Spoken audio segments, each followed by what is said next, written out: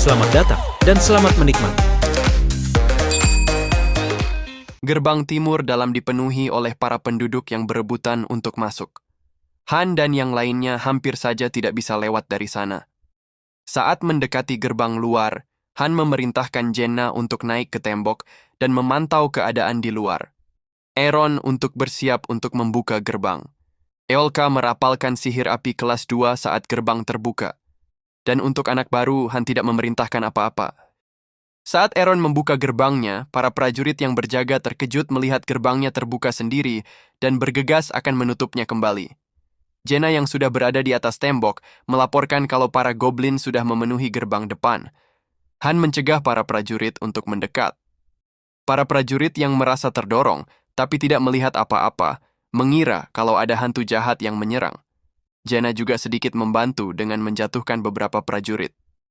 Saat Eolka sedang merapalkan sihirnya, dari celah gerbang melesat sebuah panah mengarah kepada Eolka. Dengan sigap Han menangkap panah itu, yang ternyata para goblin yang menembakkannya.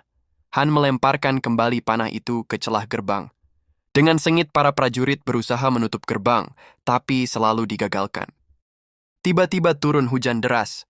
Han sedikit khawatir kalau sihir api Eolka akan terhenti karena itu. Saat para goblin mulai menerobos masuk dalam jumlah banyak, Eolka sudah selesai merapalkan sihirnya dan melepaskannya mengarah luar gerbang. Sihir api Eolka melahap semua goblin yang berada di jalurnya dan meledak membuyarkan gerombolan goblin itu. Han segera memberikan magic potion untuk Eolka memulihkan mananya. Han memberitahu Eolka untuk bersiap karena pertarungan yang sebenarnya baru akan dimulai. Han kembali bertanya kepada Shern, apakah Shern yakin tetap ingin ikut? Melihat Shern yang gemetaran ketakutan, Han memerintahkan Shern untuk kembali ke dalam kota dan mencari party Edis. Jika Shern bisa bertahan hidup sampai akhir, Han akan mengakui kegigihan Shern. Han segera keluar, dan gerbang pun tertutup kembali. Sekarang tidak ada lagi jalan untuk kembali, dan hanya ada satu jalan ke depan untuk memenuhi rencana mereka. Saat para goblin mulai mendekat, Han memerintahkan semuanya untuk membentuk formasi. Han memerintahkan Eolka untuk menggunakan sihir api kelas 1 saja. Walaupun kekuatannya lemah, setidaknya api itu akan menyebar untuk mencakup area seluas mungkin. Para goblin semakin mendekat saat api Eolka mulai padam karena air hujan. Sesuai dengan latihan mereka sebelumnya, mereka harus bertahan selama 20 detik sembari menunggu Eolka selesai merapalkan sihir api kelas 1. Pertarungan sengit pun terjadi, tapi masing-masing dapat menjalankan peran mereka masing-masing dan menjaga area mereka. Saat mendekati 20 detik, semuanya menghindar dari depan Eolka. Sihir api Eolka membakar habis semua goblin dan membuka jalan bagi mereka untuk terus maju. Walaupun mereka harus menerobos panas api, Han bersyukur memiliki Eolka dalam partinya. Hujan membuat barikade apinya padam lebih cepat dari yang diperkirakan. Mereka membutuhkan waktu 20 detik lagi sebelum Eolka dapat melepaskan sihir api selanjutnya untuk terus membukakan jalan. Saat mendekati 20 detik, Han kembali memperingatkan yang lainnya untuk menghindar. Itulah strategi yang Han rancang, menggunakan api sebagai perisai dan membuka jalan sampai menuju sungai. Terlihat pasukan goblin yang berjumlah ribuan, membentang menutupi dan mengepung gerbang timur. Tapi di ujung pasukan goblin, pemimpin para goblin memerintahkan pasukan goblin untuk terus maju menyerang tanpa rasa takut. Tapi ada satu hal yang Han tidak perhitungkan, pemimpin goblin adalah makhluk dengan kepintaran. Pemimpin goblin memberikan perintah untuk merubah formasi setelah dia memantau yang terjadi di garis depan. Sedangkan Han mulai merasakan ada yang berbeda dengan pola serangan dan formasi para goblin.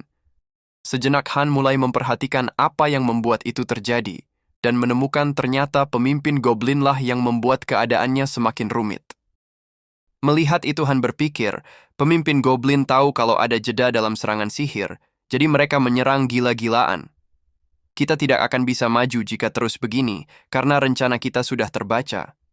Walaupun Aaron dan Jenna terlihat baik-baik saja, mereka berdua tidak akan bisa bertahan lebih lama lagi. Kita berada dalam situasi yang terjepit, karena oksigen mulai menipis dan api mulai mengepung kita dari segala arah. Hanan membuat keputusan dan berkata, semuanya berkumpul dan mendekat. Ia hanya akan berkata sekali saja, jadi dengarkan baik-baik. Kita tidak dapat gagal dan kita hanya punya satu kesempatan. Kesempatan untuk membunuh monster yang memimpin para goblin. Pemimpin goblin yang melihat Eolka merapalkan sihir lagi, merubah formasi para goblin dan memecahnya menjadi dua arah. Setelah beberapa saat bertahan, Eolka kembali merapalkan sihirnya dan menyerang gerombolan goblin di sebelah kiri. Tapi Han sudah memberitahu Eolka untuk menggunakan sihir api kelas 2 sebagai lanjutannya. Sihir api Eolka kembali meledak dan berpencar ke kedua arah. Ledakan itu menutupi pandangan dari pemimpin goblin. Aaron menutupi Jaina dari kobaran api, sembari Jaina melepaskan panahnya ke arah pemimpin goblin. Anak panah Jaina dengan telak mengenai kepala pemimpin goblin itu dan langsung membunuhnya di tempat. Eolka langsung terjatuh karena kehabisan mana. Han langsung menangkap Eolka dan menggendongnya. Han berpikir, walau sihir Eolka kuat, tapi tidak cukup untuk membunuh semuanya. Jika mereka terus menyerang tanpa memberi kita waktu jeda, kita sudah pasti dikalahkan. Bagaimanapun juga, tujuan mereka bukanlah kita, tapi menaklukkan benteng. Kita hanyalah sekedar halangan bagi mereka.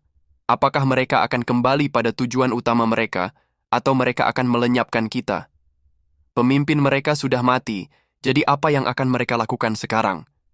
Pada akhirnya mereka memilih tujuan utama mereka, menaklukkan benteng. Pada akhirnya mereka semua dapat meloloskan diri dan tiba di pinggiran sungai. Han tahu kalau alasan mereka bisa selamat hanya karena pemimpin goblin dikalahkan. Jika pemimpin goblin masih hidup, rencananya sudah pasti gagal dan seluruh parti pasti akan mati. Sepertinya tembok utara masih dalam penyerangan. Tembok luar juga masih berdiri kokoh. Sepertinya parti Edis sedang melakukan bagiannya. Saat Han sedang memperhatikan jembatannya, sekumpulan goblin dalam jumlah banyak mendekati mereka. Di antara pasukan goblin itu, terdapat seekor ogre besar bersama dengan mereka. Han berkata, Eolka ciptakan tembok api dan hentikan para goblin. Aaron lindungi Eolka. Eolka dan Aaron ragu akan arahan dari Han, tapi Han meyakinkan mereka berdua karena dia sendirilah yang akan menghadapi ogre itu. Han berhasil menghindar dari serangan ogre itu, tapi membuatnya berpikir, jika ia terkena sekali saja, dirinya pasti mati. Perisai tidak akan berguna di hadapan kekuatan yang gila itu. Walaupun akan memakan waktu yang lama, ia akan menyerangnya secara bertahap. Tembok api dirapalkan oleh Eolka, memisahkan para goblin dari ogre. Jaina menyerangnya dari luar dengan panahnya, tapi dengan sedikit kekuatan otot, ogre itu melepaskan semua panahnya. Han berkata, ogre itu tidak menghindar karena dia merasa itu tidak diperlukan. Jika tidak mengenai titik vitalnya, tidak akan berdampak apapun, jadi simpan anak panahmu. Tiba-tiba Jaina berteriak karena ada ogre satu lagi menuju ke arah mereka. Han memperhatikan situasinya. Aaron sedang sibuk dengan para goblin. Jika membagi kekuatan lagi, keadaannya akan semakin tidak berimbang. Mau tidak mau Han harus mengambil resiko. Han mendekati ogre itu. Ketika sampai di bawah kaki ogre, Han menghunuskan pedangnya ke arah selangkangannya. Ogre itu berteriak kesakitan. Ternyata ogre itu adalah laki-laki dan selangkangannya adalah titik vitalnya. Tapi ogre tidak tumbang dan masih bisa menyerang balik. Han melompat mengarah ke atas kepalanya dan menusukkan pedang ke arah lehernya. Tapi sayangnya masih terlalu dangkal. Han melanjutkan serangannya dengan menghantam pedang itu dengan perisainya. Ogre itu mati seketika dan dipenggal oleh Han sebagai penghabisannya. Ogre yang satu lagi berlari kencang menuju Eolka. Han memerintahkan Jaina untuk menarik perhatiannya menggunakan panah. Tapi ogre itu tidak terpancing, tetap maju berlari ke arah Eolka. Teriakan Han membuat Eolka tersadar dan menghindar dari injakan ogre. Tak disangka ogre itu terus berlari dan mengabaikan Eolka. Sekilas keraguan muncul dalam diri Han. Jembatan yang runtuh di lantai ketujuh terlihat seperti dihantam oleh sesuatu. Para goblin tidak mempunyai senjata yang dapat menghancurkan dinding kastil atau bangunan. Han berteriak kalau ogre itu tidak mengincar Eolka, tapi jembatannya. Jaina melompat menusukkan pisaunya. Han berlari menghampiri dan menebas dengan sekuat tenaga. Akhirnya ogre itu tumbang dan terjatuh ke dalam sungai. Ternyata ogre itu masih hidup, dan dengan sekuat tenaga menghancurkan jembatan yang ada di dekatnya. Di saat yang sama Aaron melaporkan kalau semua goblin sudah terbunuh. Han terdiam dan berpikir dengan keras. Semua informasi yang ia dapat sudah akurat. Akan ada bala bantuan yang muncul dari hutan di seberang sungai. Sekarang jembatannya sudah runtuh dan bala bantuan tidak dapat menyeberang. Kalau begini, kita parti pertama dan kedua, bersama dengan 360 prajurit yang melindungi benteng, harus melawan goblin yang berjumlah lebih dari 3.000. Jangan lupa untuk subscribe, komen, like, dan share-nya ya teman-teman, supaya tidak ketinggalan konten menarik Mimin selanjutnya. Thank you.